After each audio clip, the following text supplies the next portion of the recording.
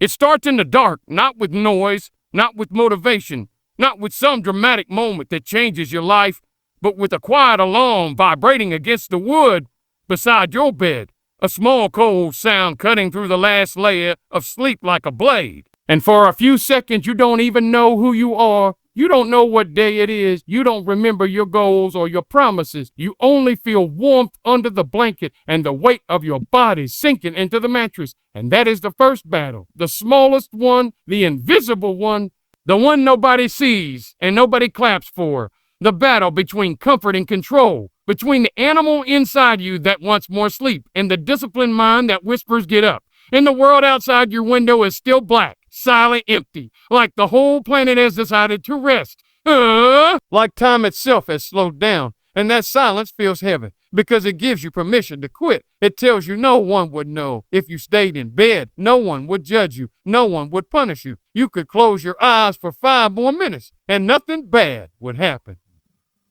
But deep down, you understand something painful, something honest, something most people spend their entire lives avoiding. That every time you choose comfort over control, you are not just losing 5 minutes. You are slowly teaching yourself that your word means nothing, that your promises are weak, that you cannot trust yourself, and a man who cannot trust himself will never build anything real, never carry weight, never stand tall when life gets hard, because discipline is not built in public. It is built here in this dark room. When the air is cold and your body is tired and nobody is watching, your hand moves toward the alarm and your mind starts negotiating. Just today, just this once, you worked hard yesterday. You deserve rest. Everyone else is sleeping. Why are you punishing yourself?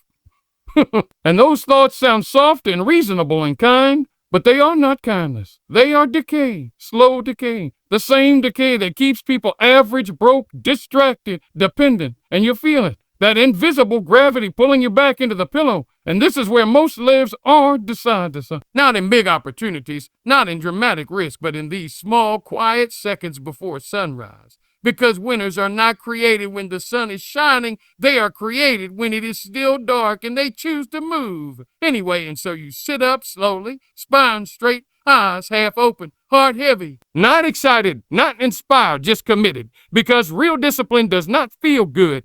It feels cold, mechanical, almost emotionless, like a soldier putting on his boots before dawn. And your feet touch the floor and the chill runs through your skin. And you realize this is what growth actually feels like. Uncomfortable, unwanted, lonely. And you walk to the sink, splash water on your face, look into the mirror, and the person staring back at you looks tired, imperfect human. Not special, not gifted, just another man with doubts and fears and unfinished dreams, and that's the truth. Nobody likes to hear. You are not waiting for some hidden talent to save you. You are not waiting for motivation to strike like lightning. You only have habits. And habits are built in moments like this, 6 a.m., when the city is still asleep, when streets are empty, when lights are off in every window around you, when the world is quiet enough that you can hear your own breathing. And there's something brutal about that quiet because it forces you to face yourself without distraction. No scrolling, no noise, no applause, just you and your thoughts. And you start to understand that this hour is not about productivity. It is about identity. It is about becoming the kind of person who does what he said he would do. Even when he doesn't feel like it, especially when he doesn't feel like it. Because feelings change every day, but standards don't. And if you let feelings control, you will wake up at 40 years old wondering where your time went, wondering why others moved ahead while you stayed stuck, blaming luck, blaming circumstances, blaming the world, when the truth was always simpler and harder. They woke up while you slept. They worked while you hesitated. They suffered while you searched for comfort. And you begin to dress in the dark, slow, deliberate movements, tying your shoes like you're preparing for something sacred, something serious, because this hour belongs only to you. No one is demanding anything yet. No messages, no calls, no expectations. And that is power, raw power. Because when you own your morning, you own your mind. And when you own your mind, you are no longer a slave to impulses. And you step outside and the air hits your lungs, cold and sharp. The sky still deep blue, almost black, a few distant lights flickering. And you realize how rare this moment is. How most people will never see it, because they traded it for another hour of unconsciousness. And it's strange, almost sad, How many dreams die under warm blankets? How many ambitions suffocate in soft beds? How many men talk about success but never meet the morning early enough to earn it? And as you walk or stretch or sit with a notebook or train your body or read in silence, whatever your ritual is, you feel something shifting inside you. Not excitement, not happiness, but control. And control is heavier, quieter, stronger, like a foundation being poured underground where nobody can see. And you understand this is what separates the distracted from the disciplined, the ones who talk from the ones who talk from the ones who build. Because while they sleep, you rise. While they scroll, you focus. While they dream, you act. And you don't post it, you don't announce it, you don't look for validation. Because the work done in silence carries a different weight. It hardens you, sharpens you, makes you less emotional, less reactive, more dangerous in a calm way. And every morning you repeat it again and again until waking early is no longer a decision, but a rule, not a struggle, but a standard. And that's when something irreversible happens. You stop seeing yourself as someone trying to be disciplined, and you start seeing yourself as a disciplined person. And identity changes everything. Because once you believe this is who you are, quitting feels like betrayal, sleeping in feels like weakness, excuses feel embarrassing, and you start to crave the discomfort because you know discomfort is proof that you are moving forward, and the sun finally begins to rise. Slow light spreading across the sky, and the rest of the world starts to wake up, alarms ringing in other homes, cars starting, noise returning. But by then, you've already won the first battle of the day, already done what most people avoid, already stacked small victories that no one can take from you. And you carry that quiet confidence with you, not loud, not arrogant, just steady, like a man who knows something others don't, like a man who has already faced himself before breakfast. And you realize this is not about waking at 6 a.m.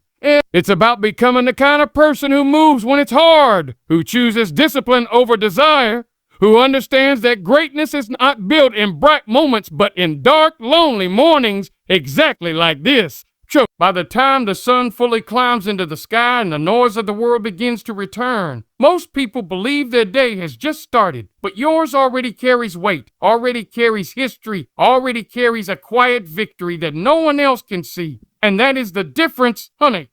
The invisible edge, the silent advantage that compounds day after day until it becomes distance, real distance, the kind that separates lives so far apart that they no longer look like they came from the same starting line. Because while they were unconscious, you were conscious, while they were dreaming, you were building, while they were lying still, you were moving forward inch by inch, and progress at that hour feels slow, almost meaningless, almost too small to matter. A few pages read, a workout completed, plans written down, thoughts organized, skills practiced. Nothing glamorous, nothing cinematic, just quiet work, boring work, repetitive work, but that is exactly why it works. Because most people avoid boredom like it's pain, and yet boredom is where mastery lives. Boredom is where discipline is forged. Boredom is where character hardens into something unbreakable, and you begin to notice that your mornings are not emotional anymore. There is no fire, no hype music playing in your head, no dramatic speech pushing you forward. There is only routine, almost mechanical, almost cold. Like brushing your teeth or locking your door, you simply do what must be done. And this lack of emotion is not weakness, it is strength, because emotions fluctuate, they rise and fall like weather. And if you wait to feel inspired, you will wait forever. But when you remove emotion from the equation and replace it with standards, everything changes. You don't ask yourself if you feel like working. You ask yourself what needs to be done. You don't negotiate with your mind. You give instructions. And this is where maturity begins.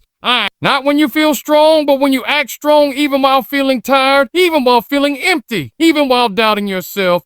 And there will be days like that. Many of them mornings where your body aches, where sleep pulls harder than usual, where the alarm sounds cruel instead of neutral, where the alarm. Mornings where nothing feels worth it, and the future looks foggy and distant. And yet those mornings are the real test, not the easy ones, not the days when motivation randomly shows up, But the heavy ones, the silent ones, the ones where you stare at the ceiling and question why you're doing this at all. And this is where most people quit. Not loudly, not dramatically, but quietly. They hit snooze, then snooze again, then tell themselves they'll start tomorrow. And tomorrow becomes next week, next month, next year. Until discipline becomes a memory and regret becomes permanent. And you've seen it happen. You've seen people talk about dreams for years without ever changing their habits. You've seen potential rot because comfort felt safer. You've seen talent wasted because discipline was missing. And that observation sits inside you like a warning, like a quiet fear, because you know you are not special. You know you are not immune. You know that without structure, you could easily become one of them, easily slide back into average, easily disappear into the crowd. And that fear keeps you sharp, keeps you humble, keeps you moving when you don't want to move, because you understand something brutal and honest. Nobody is coming to save you. Nobody is going to knock on your door at 6 a.m. and drag you toward your goals. Nobody cares enough to fight your laziness for you. This battle is yours alone, and there's a strange power in accepting that, a strange relief in realizing that responsibility is heavy but simple. If you win the morning, you win yourself. If you lose the morning, you slowly lose control. And throughout the day, you start to feel the ripple effects, clearer thoughts, steadier emotions, less panic, less rushing, because you already faced resistance before sunrise, so the rest of the world feels lighter. And while others scramble and react and complain about how busy they are, you move with intention, almost detached, almost calm, because you're not chasing time anymore, you're ahead of it. And that calm becomes dangerous in the best way, because calm men make precise decisions. They don't beg for approval. They don't jump at every distraction. They don't waste energy proving themselves. They simply execute step by step quietly, and people might not notice at first. They might even laugh at you, might call you extreme, might say you're doing too much, might tell you to relax and live a little, but what they're really saying is that your discipline makes them uncomfortable, because it reminds them of what they're not doing. And you learn to stop explaining yourself, stop defending your routine, stop trying to convince anyone, because discipline doesn't need witnesses. It only needs consistency. And the less you talk about it, the stronger it becomes, like a blade sharpened in the dark. And every morning you repeat the ritual again: alarm, cold air, silence, movement, over and over until it becomes part of your identity so deeply that missing it feels wrong, like skipping a heartbeat. And something inside you toughens, something ancient, something steady, like you're slowly carving away the weak parts of yourself, cutting off excuses, cutting off laziness, itching off laziness, cutting off the childish need for comfort, and what remains is simpler, quieter, more focused, a version of you that doesn't complain, doesn't dramatize, doesn't wait for permission, just moves, and the world respects that kind of man, even if it never says it out loud. Because deep down, everyone recognizes discipline when they see it, they feel it, they sense the difference in posture, in eye contact, in the way you speak less but mean more, and all of it traces back to those dark mornings, those lonely hours when you chose effort over ease again and again, when nobody was clapping, nobody was watching, nobody even knew. And that is the secret, the brutal and romantic truth. Greatness is not built in front of crowds. It is built alone at 6 a.m. in silence, when the only thing keeping you moving is your word to yourself. And after enough mornings like this, something changes that you cannot explain to anyone who still sleeps through their alarms. Something internal, something structural, like the foundation of your mind has been reinforced with steel because discipline repeated long enough.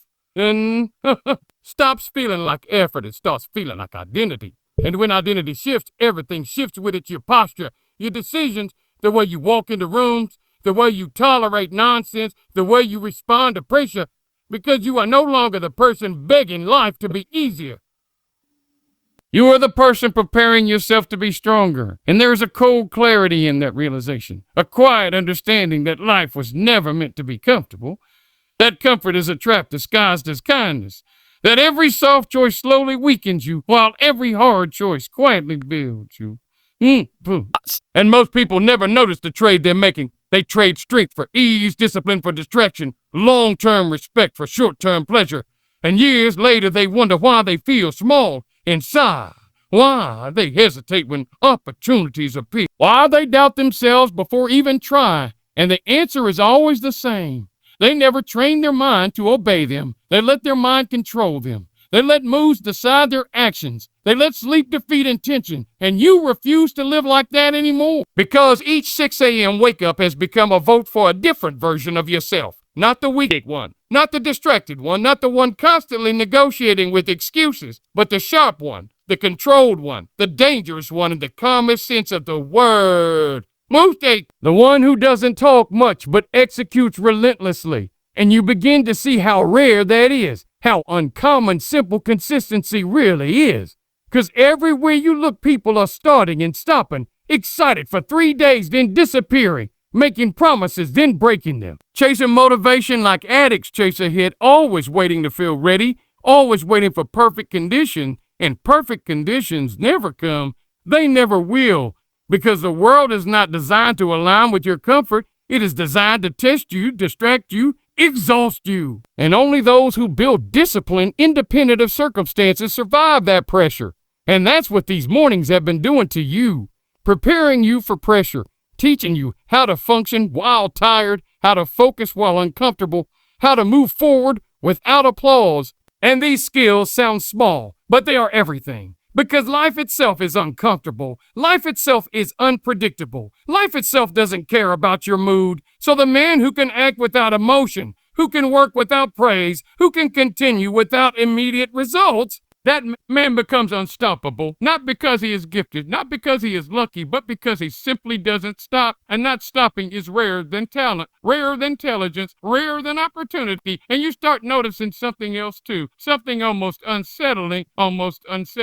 You start outgrowing people, not intentionally, not arrogantly, but naturally. Because when you wake at 6 a.m. every day to build yourself while others choose sleep and distraction, your mindset changes, your tolerance changes, your priorities change, and conversations that once entertained you now feel empty. Complaints that once felt normal now sound childish. Gossip feels pointless. Excuses feel embarrassing. And you don't judge anyone, you don't preach, you don't lecture. You just quietly detach because you are playing a different game now. A longer game, a deeper game, one measured in years, not days, and habits, not feelings. And that isolation can feel heavy sometimes because discipline is lonely, growth is lonely, self-control is lonely. Most people bond over comfort and indulgence, not restraint and effort. So there'll be moments when you feel like you're walking alone before sunrise while the rest of the world sleeps together, and that loneliness will test you in a different way. It will whisper that maybe you're doing too much, maybe you should relax, maybe you should be normal. But then you remember what normal looks like. Normal is stressed. Normal is dependent. Sting. Normal is constantly wishing for change while refusing to change habits. And you didn't wake up at 6 a.m. all these mornings just to be normal. You didn't fight your own mind every day just to blend into the crowd. You chose this path because somewhere deep inside you were tired of being average. Tired of feeling replaceable. Tired of looking at your life and knowing you were capable of more but acting like less. And that pain, that quiet disappointment in yourself, that's what really pushed you out of bed. The first time, not motivation, not inspiration, but dissatisfaction. A sharp, honest dissatisfaction with who you had become. And instead of numbing that feeling with distractions like most people do, you faced it, you accepted it, and you decided to rebuild yourself piece by piece. Morning by morning, habit by habit, and now you can feel the rebuild happening. Like muscles strengthening under the skin, like your mind becoming less reactive, less fragile, more deliberate, and problems that once overwhelmed you now look smaller because you've proven something to yourself over and over again. You've proven that you can do hard things even when you don't want to, and that proof is priceless because confidence doesn't come from positive thinking. It comes from evidence. Evidence that you keep your word, evidence that you show up, evidence that you show up, evidence that when things get uncomfortable, you don't run. You stay, you endure, you execute, and every 6 a.m. morning is another piece of evidence stacked quietly in your favor.